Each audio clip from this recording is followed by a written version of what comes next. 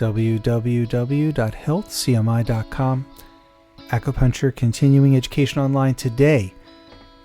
Acupuncture Low Back Disc Herniation Relief. We're featuring some research published at healthcmi.com, December 9, 2020. Hello, I'm Adam White, licensed acupuncturist. We're back.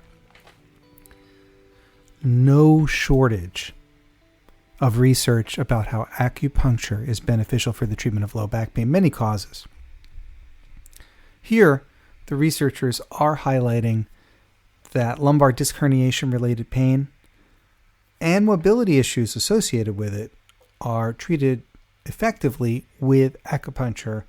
Sample size of 94 intervertebral lumbar disc herniation cases. They got very good results.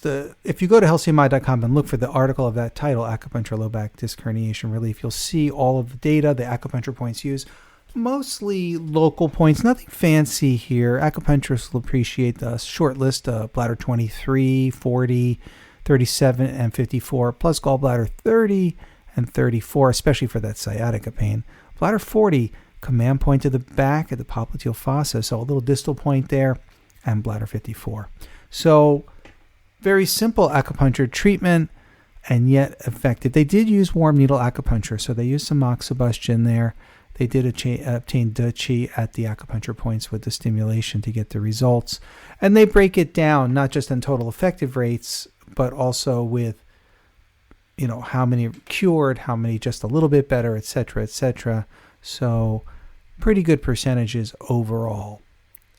I'm happy with the research overall, but what's more interesting to me is that it's not isolated, and we're seeing more and more use of acupuncture for low back pain because it simply works.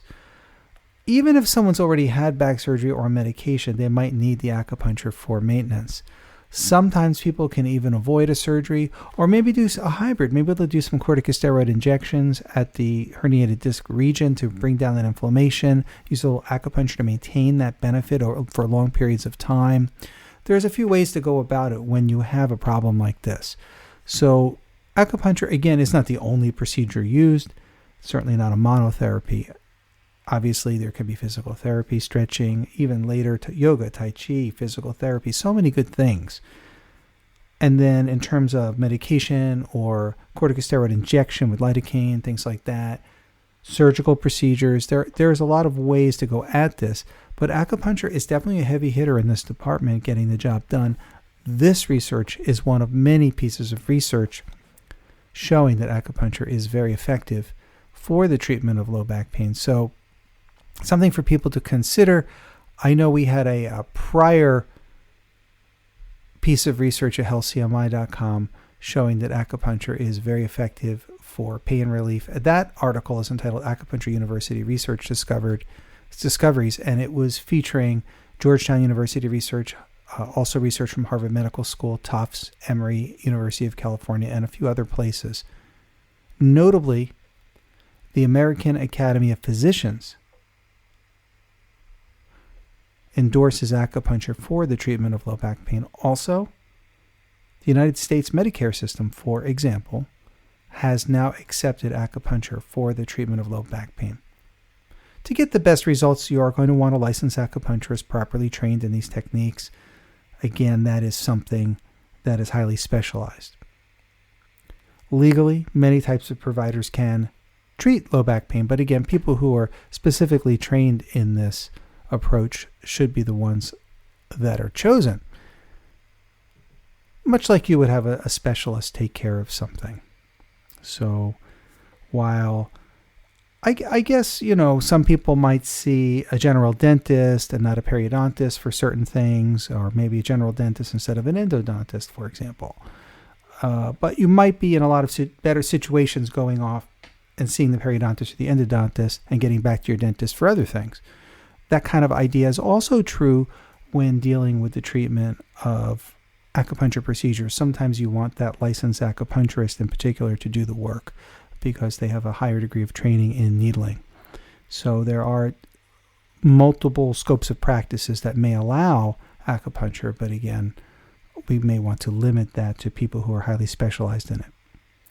So thank you for listening. I'm Adam White, licensed acupuncturist. I do appreciate you coming and checking out this piece of research at healthcmi.com. It's worth taking a look at. Acupuncture pain-killing effects for sinus surgery was one we just talked about. We also talked about recently myopia, herbal medicine for mental illness. But today's low back pain disc herniation relief article is an important one.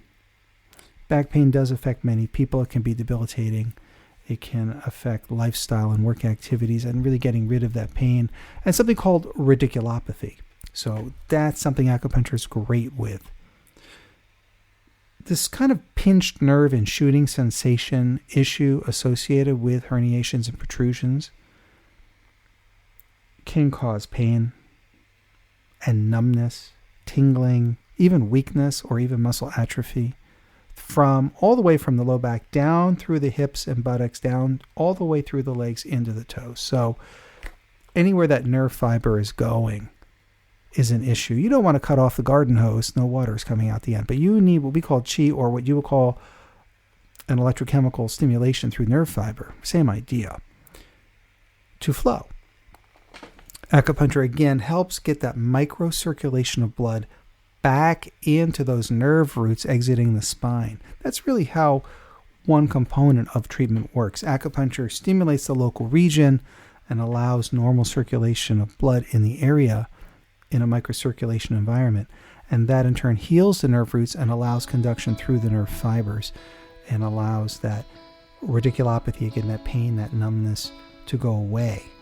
Something to really consider. So I want again to thank you for listening. www.healthcmi.com